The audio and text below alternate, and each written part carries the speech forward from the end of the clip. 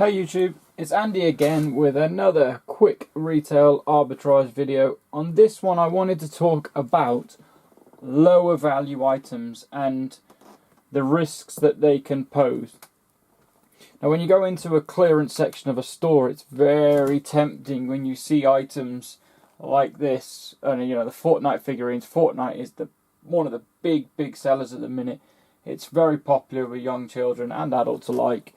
And when you see reduction labels like this at 50 pence for a set of models like that, and these, realistically it says from £1 to 50 pence, realistically these were probably in store at between £10 and £15, it's very tempting to grab them and grab the whole lot.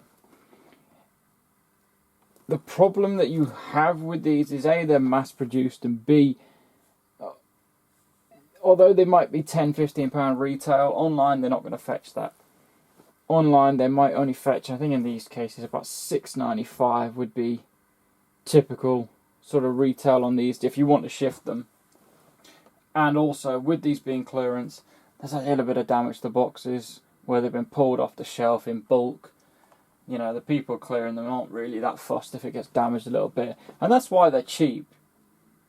You know, at 50 pence each, it's very tempting to grab them. And if you're saying, oh, it's 50 pence each, and even online you can get £7, it's very tempting to go in and get every single one of them, because the £7 each, you know, from 50 pence to £7 is quite a huge markup. Now the issue with these is, if you want to sell them online, because of the packaging they're in, they're going to fall into the category of a small parcel. Now for UK shipping, that comes, even second class is £2.80.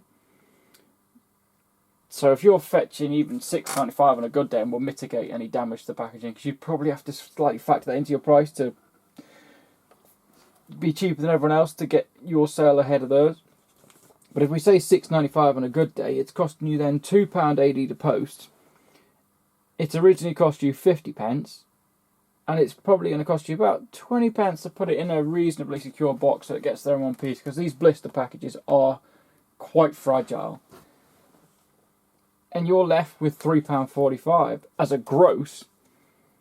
But then you've got to take into consideration the eBay fees and the PayPal fees, which are not inconsiderable. I mean, the eBay fees on a sale nowadays is typically 10% for a business seller at least. So there's another 70 pence gone. The PayPal fees have just changed, and even again for business sellers, you're talking a 30 pence standing fee, plus a commission on the actual sales. You're talking another 50 pence on that sale. And your net profit on selling those, despite going from a 50 pence buying price to a £7 retail price, you're going to be left with just over £2, about £2.25 net. Now, if you're doing this as a hobby, you might take that. If you're doing it as a business or in a means to actually make some real money, you probably want to avoid these low value items. Do look out, however, for things that, you know, okay, there was plenty of these available. That one was unique.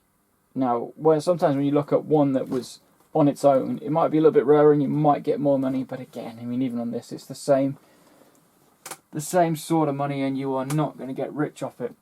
And when you have that sort of situation, what you may as well look at is other avenues to sell it, whether it's a car boot sale, whether it's putting on Facebook Marketplace. If you could put these on Facebook Marketplace for a £5, which actually you will probably get quite quickly because Fortnite is such a big seller at the minute, you're getting £5 cash there and then.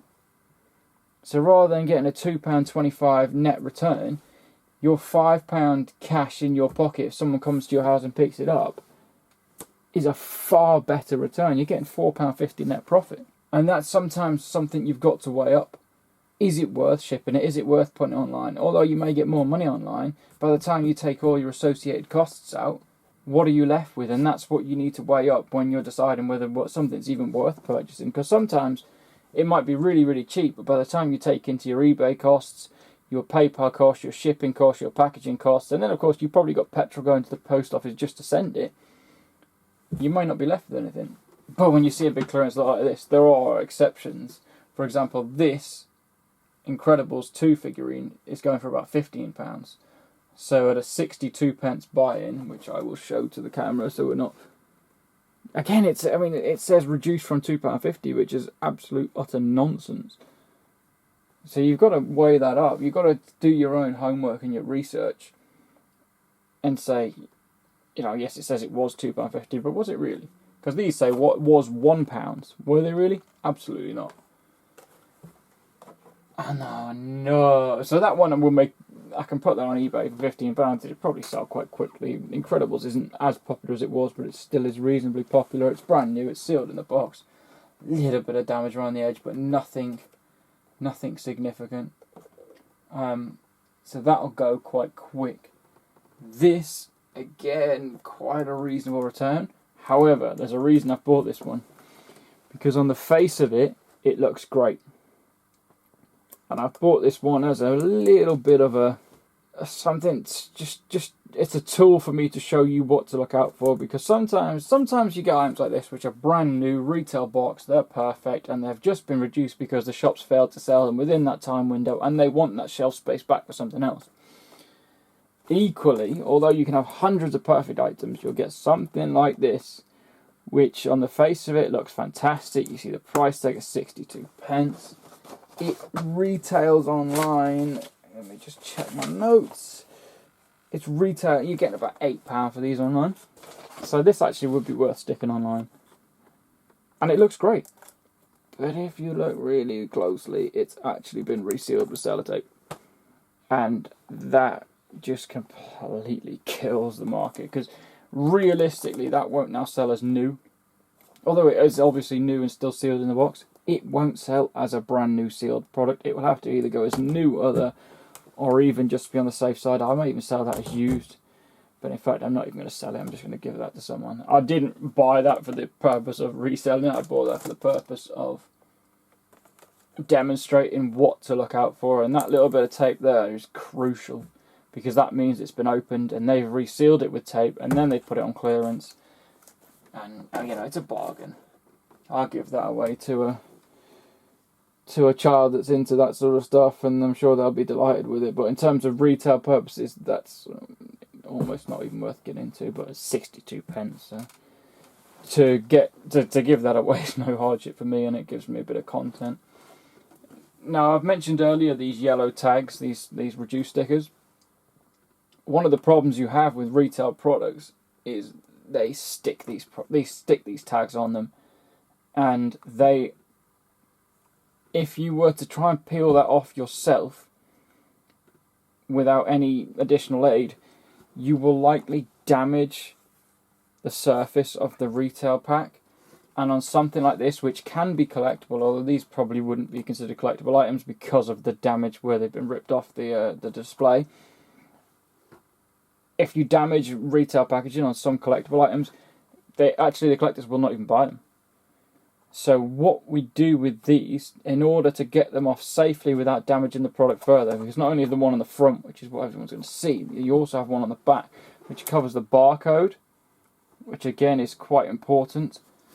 So to get these off, what you want to do is use a hairdryer, but I want to be very careful and explain how to do this, because don't go in there all guns blazing and get the hairdryer on full heat, because you might get it off first time, 2 seconds, boom, and it's gone. However, these sort of blister packagings are also just glued on by a similar sort of glue as what the labels are glued on by. So you want to go at this very low and slow. Start off on the hairdryer's lowest setting. Don't go in there with a heat gun or anything that's going to cause damage. Go in there with a hairdryer, the lowest setting, heat it up slowly. You can even put something over that to protect that part of the packaging. Just heat this up nice and gently, and then once the glue underneath started to melt, peel it back and make sure you're keeping this bit held down. Peel that off and you'll get it off nice and clean. I'm going to do that with one of these now, and then I'll demonstrate after what it should look like, and also if I have an epic fail taking it off, then I'll demonstrate that as well. But hopefully we'll get this off nice and clean without any damage to this, and I'll show you what that looks like. Right, so with that taken care of, the label on the front's gone. Oh, that label on the back's gone, which now also gives you access to the original barcode, which helps you enormously if you're listing on eBay, because you can put that in and it'll automatically find the product. Hopefully, 9 times out of 10 it does. Sometimes it doesn't, very occasionally. List that now. As I say, it's a shame it's got this little damage to the top corner where it's been hung on the mount in the display, but it's not insurmountable. Back label's gone, front reduced sticker's gone. What you do sometimes have to do, when you, even with heating it up to get these labels off, a little bit of polish. What I would advise, do not spray the polish on the item, spray the polish on your cloth, and just use as little as you can, because it can permeate. This one's not too bad because it's this sort of printing method actually almost leaves like a layer of plastic on the outside. But some products, if you overdo it with polish, it can go in, so try and avoid it if you can. But with this, with it being so important, as that would be your main photo, if you're putting that on eBay, that would be your main photo. You want it to look crisp and clear if you can get it. If you need to leave, sometimes it's better to leave a little bit of residue from a label behind than what it is to try and over polish it off and leave it with a damaged casing, especially if it's collectible. With these, I'm not worried about collectability because they have been damaged and the collectors won't touch that. So there we go. That's another quick video to give you a little bit of insight. My tips really would be, when you go in to buy something, get in there, find out what the item's worth, what they're asking for it, and what it's going to cost you, A, to ship, and B, what would be your selling costs, and work out your strategy, because even little things like this may not be worth selling on eBay or any other online e-commerce site, but they may be worth you taking home and putting on Facebook Marketplace, may be worth taking to the car boot sales, may be worth going some other avenue to sell them for cash rather than having to post them, and you can actually make a decent return. If you could take something for 50p and stick it on Facebook for five quid, you're laughing. A £5 return on a 50p investment times 1, 2, 3, 4, 5, 6 units there. These are 62 pence. I mean, even those, you probably, even with the damage to that box, you might get a £5 on Facebook for that on the marketplace.